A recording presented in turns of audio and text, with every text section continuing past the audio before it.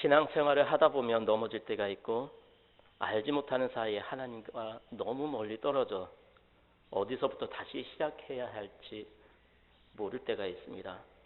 정말 행복하게 주님을 따라가고 싶었는데 하루아침에 무너져서 내가 진짜 주님을 믿어왔나라는 이런 의심까지 생길 때가 있습니다. 오늘 말씀에 그런 사람이 등장하지요. 그 사람은 바로 야곱입니다. 야곱은 하나님의 큰 복을 받은 사람이었습니다. 그러나 그러한 복을 받기까지 많은 시련과 고난을 극복하며 살아야 했습니다. 오늘 말씀도 야곱에게 새로운 고난이 닥친 후에 있었던 일입니다. 이러한 야곱에게 하나님께서 나타나셔서 새로운 삶의 자리로 나아가라고 말씀을 하십니다. 오늘 말씀을 통해 야곱에게 말씀하셨던 그 하나님의 음성이 오늘 우리들에게도 들려지는 귀한 은혜의 시간이 될 수 있기 바랍니다. 먼저 오늘 말씀의 배경을 알아야 되겠는데요. 5절에 보면 이렇게 기록을 하고 있습니다. 그들이 떠났으나 하나님이 그 사미원 고을들로 크게 두려워하게 하셨으므로 야곱의 아들들을 추격하는 자가 없었더라.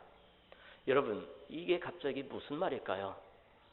야곱이 하나님의 음성을 듣고 베델로 가는데 주변 고을 사람들이 야곱을 추격한다니요.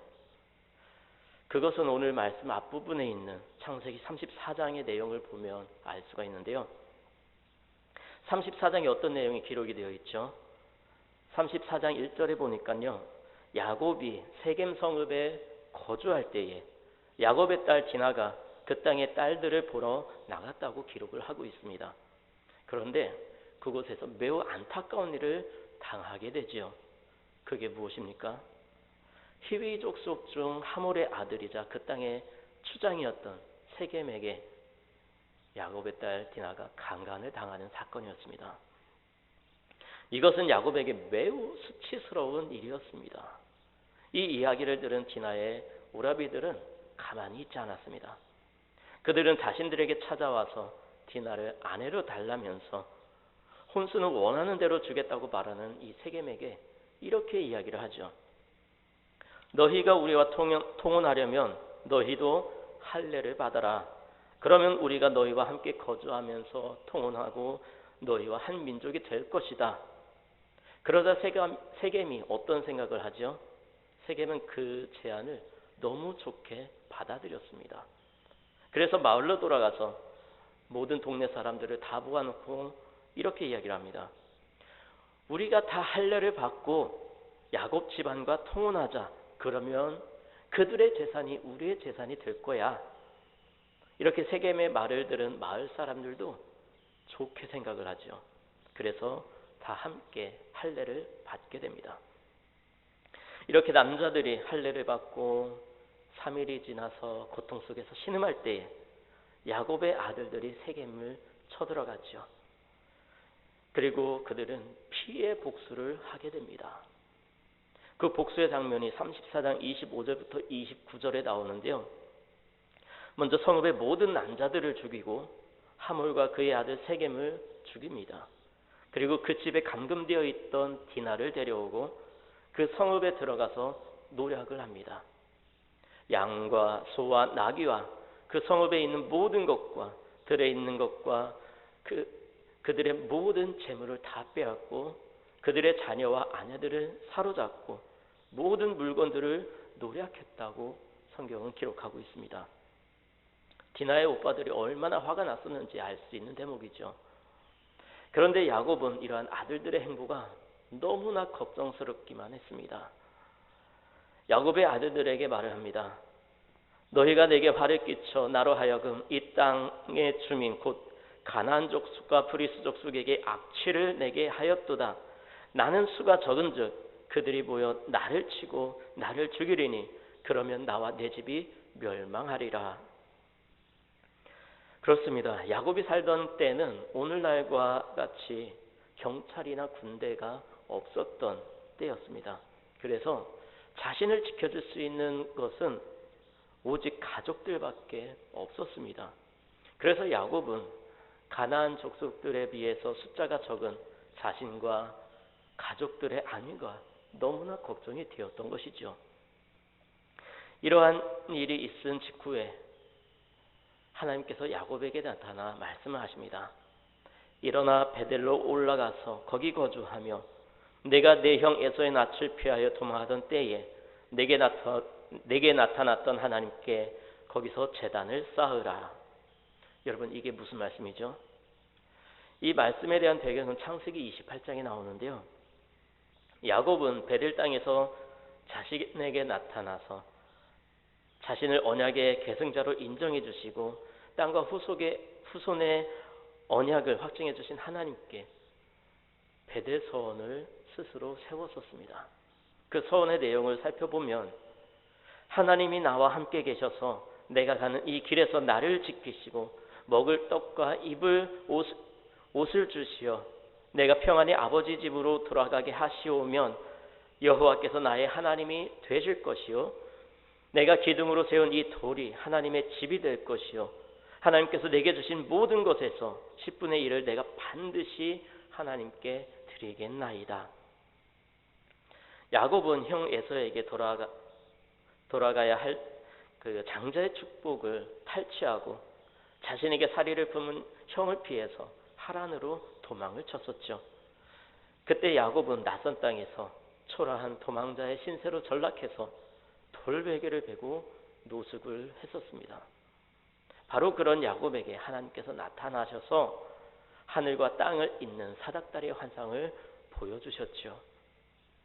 또한 환상과 함께 야곱을 언약의 계승자로 인정해 주시면서 그에게 새로이 땅과 후손의 언약을 확증해 주시는 베델 언약을 주셨던 것입니다.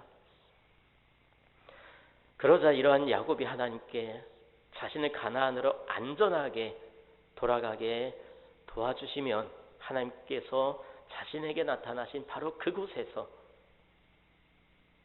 하나님께 단을 쌓고 11조를 드릴 것을 스스로 서원을 했던 것이죠.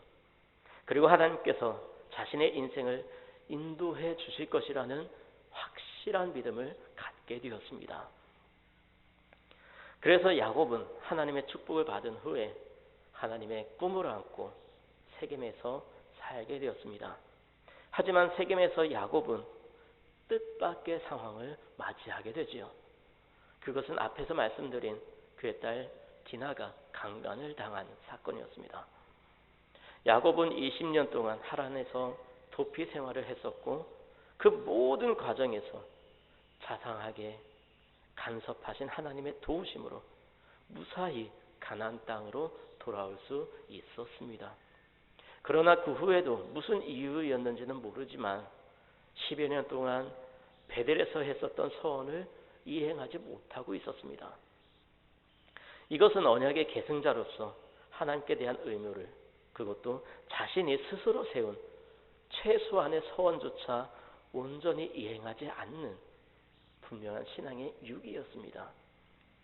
그래서 야곱은 앞에서 말씀드린 자신의 외동딸 디나의 강간과 자신의 아들들에 의한 세겜 대학살이라는 사건이 이러한 사건을 겪어야만 했었던 것이죠. 그리고 야곱은 다시금 하나님의 말씀을 들은 후에야 비로소 베델로 가서 서원을 이행하게 됩니다. 야곱은 베델로 올라가기 전에 먼저 몸과 마음가짐을 새롭게 하고자 했습니다. 야곱이 베델로 올라가기 전에 먼저 가족들에게 이렇게 이야기를 합니다. 너희 중에 있는 이방 신상들을 버리고 자신을 정결하게 하고 너희들의 의복을 바꾸어 입으라. 우리가 일어나 베델로 올라가자. 내 환난 날에 내게 응답하시며 내가 가는 길에서 나와 함께 하신 하나님께 내가 거기서 제단을 쌓으려 하노라. 여기 보니까요, 놀라운 기록이 있습니다. 야곱은 자신뿐만 아니라 집안 사람, 즉 가족들과 자기와 함께한 모든 자, 자신의 수하에 있는 모든 종들까지 하나님의 명령에 따라 신앙을 갱신해야 할 대상으로 삼았던 것입니다. 그래서 야곱은 그들에게 이렇게 이야기합니다. 여기서 야곱은 세 가지를 이야기를 하는데요. 이방 신상들을 버리고 자신을 정결하게 하고 의복을 바꾸어 입으라고 명령합니다. 여기서 특이점을 발견하게 되죠. 야곱은 하나님을 섬기는 사람인데 가족들과 집안 사람들에게 이방 신상들을 버리라고 말을 합니다. 이것이 무엇일까요? 야곱은 비록 하나님을 섬기고 있었지만 그의 아내들과 하인들은 하란에서 살던 사람들이었습니다. 하란은 우리가 잘 아는 대로 아브라함의 고향 친척들이 살고 있던 곳입니다. 그곳은 아브라함이 떠나올 때를 떠올려 보면 우상이 만연했던 곳이었습니다. 당연히 아브라함의 가족들의 후손들 역시 우상을 섬기고 있었던 것이죠. 야곱이 외삼촌 집을 떠나올 때에 그의 아내였던 라헬이 아버지 라반의 드라빔을 가지고 나왔던 것을 보면 알 수 있는 대목이죠. 야곱은 이러한 집안 사람들의 우상 숭배에 대해서 그동안 묵인하고 있었던 것 같습니다. 하지만 야곱이 자녀의 시련을 경험하고 고민할 때에 하나님의 음성을 듣고 결국 야곱은 더 이상 가족들과 하인들의 우상 숭배를 묵인하지 않고 우상들을 버리라고 말을 합니다. 그리고 다행히도 야곱의 말에 가족들과 하인들은 자기 손에 있는 이방 신상들과 귀고리들을 다 야곱에게 넘겨주었습니다. 그들이 야곱에게 준 귀고리는 그들에게 있어서 부적과도 같은 물건이었습니다. 이제 야곱은 이방 신상들이나 부적 같은 것들을 다 땅에 묻었습니다. 이전의 과거의 삶을 다 청산한 것입니다. 하나님을 섬긴다는 것은 이전의 삶을 다 내려놓는 것을 의미합니다. 그들은 이제 우상을 섬기던 삶에서 돌아서서 하나님만 섬기는 삶을 살아가게 될 것입니다. 오늘날 우리들도 마찬가지입니다. 하나님의 자녀라는 이름을 가지고는 있지만 여전히 우리에게 우상이 있지는 않는지, 하나님보다 더 사랑하는 것이 있지는 않은지 자신을 살펴봐야 되겠습니다. 이것은 우리가 평생에 가지고 가야 할 고민거리입니다. 때로는 물질이 될 수 있고요. 때로는 자녀가 될 수도 있습니다. 또 때로는 나의 지식과 명예 혹은 자존심이 될 수도 있습니다. 하나님은 하나님을 섬길 때에 이런 모든 것들을 다 내려놓으라고 말씀하십니다. 그에는 아브라함에게 가족과 친척을 다 내려놓고 고향을 떠나라고 말씀하셨던 것처럼 야곱에게 모든 우상을 버리고 내게 나타났던 하나님께 제단을 쌓으라고 하셨던 것처럼 오늘 우리에게도 나의 모든 것을 다 내려놓고 하나님을 섬기기 위해 하나님을 만난 곳 베델로 가라고 말씀하십니다. 또한 야곱은 가족들에게 자신을 정결하게 하라고 명령합니다. 이거는 육신을 깨끗하게 할 뿐만 아니라 종교적, 도덕적으로도 순결해서 하나님 보시기에 정결하도록 명령한 것입니다. 즉 과거에 우상을 섬기고 하나님 말씀에 순종하지 않았던 모든 죄를 다 회개하고 마음이 청결한 자가 되라고 명령하는 것입니다. 왜냐하면 하나님은 의로우신 분이시기 때문에 죄인은 하나님 앞에 설 수 없기 때문입니다. 이것은 이제 하나님을 섬기기 위해서 하나님께 나아가는 그들의 행보에 있어서 매우 중요한 일이었습니다. 하나님의 자녀로 부름받은 성도들도 마찬가지입니다. 거룩하신 하나님 앞에서 우리들은 정결해야 합니다. 이러한 정결은 우리가 하나님께 예배를 드릴 때는 물론이고 생활 속에서 그 능력이 나타나고 정결한 성도는 하나님을 믿는 자녀로서 많은 사람들에게 덕을 끼치게 될 것입니다. 또한 예수님도 마음이 청결한 자가 복이 있나니 저희가 하나님을 볼 것이라고 말씀하셨습니다.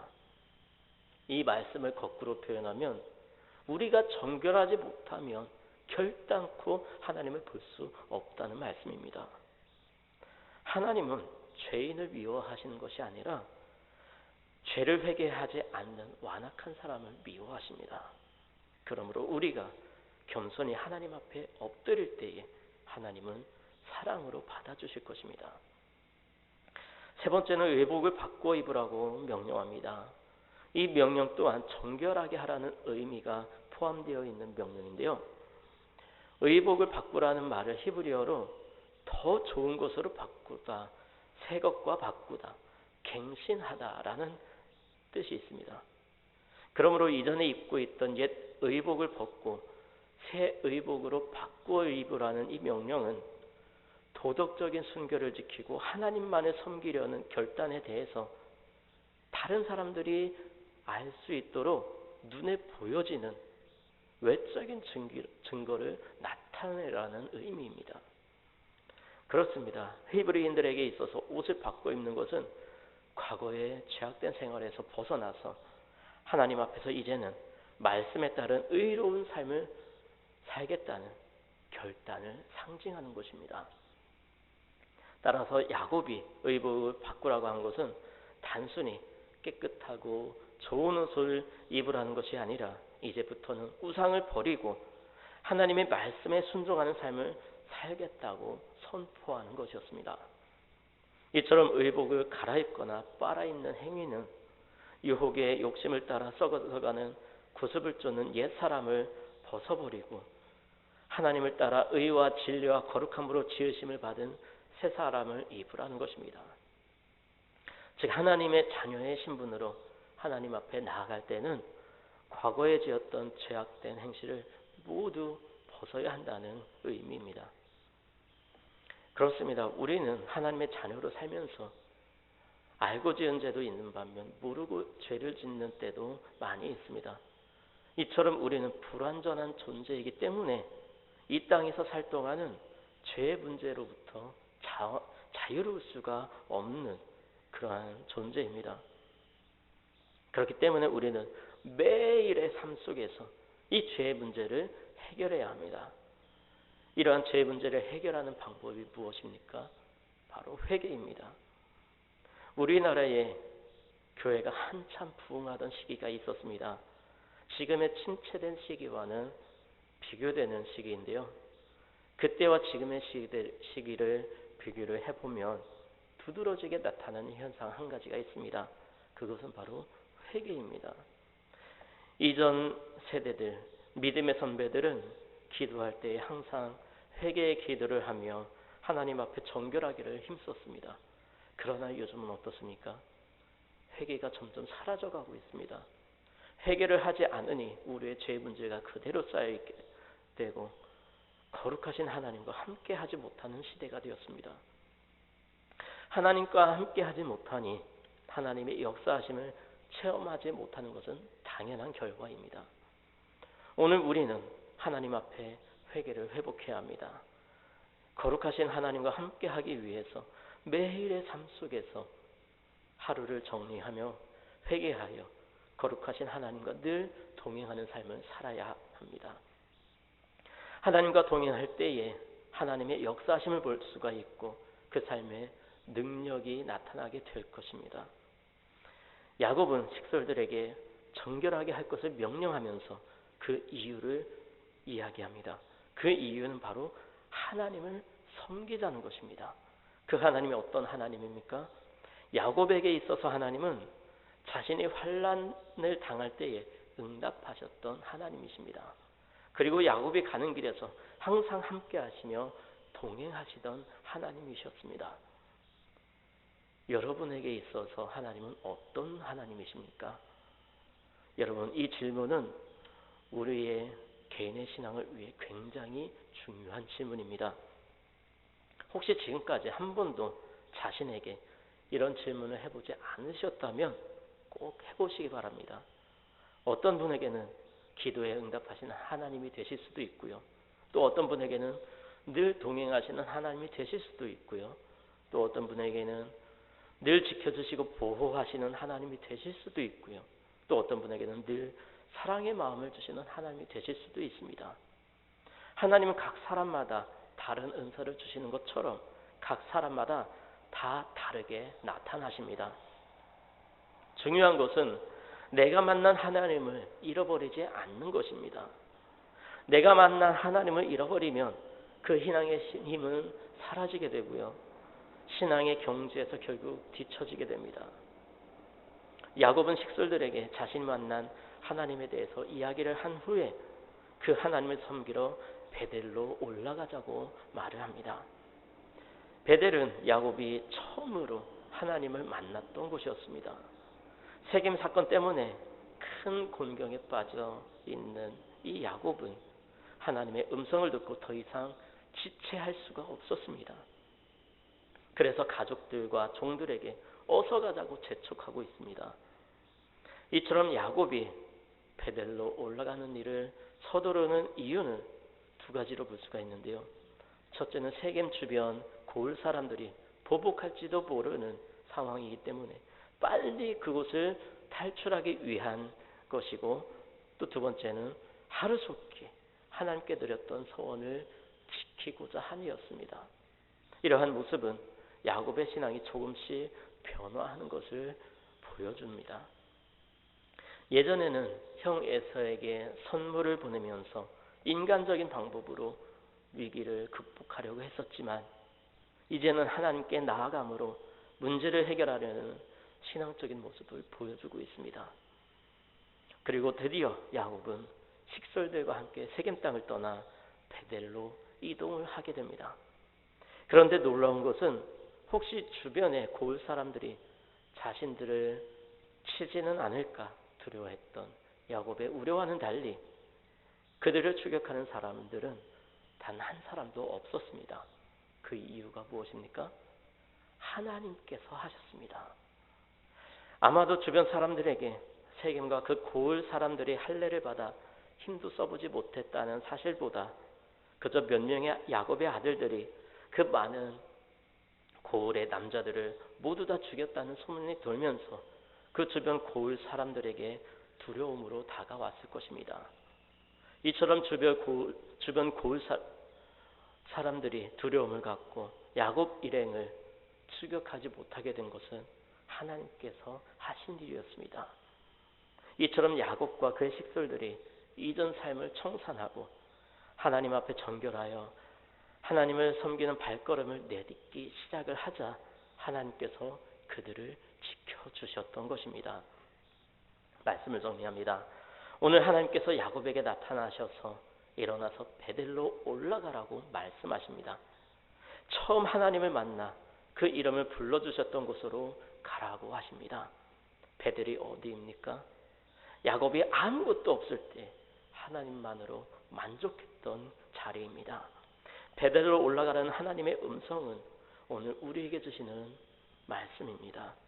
지금 야곱처럼 넘어져서 일어서려고 하는데 어디서부터 시작해야 할지 모르겠다면 베델로 올라가야 합니다.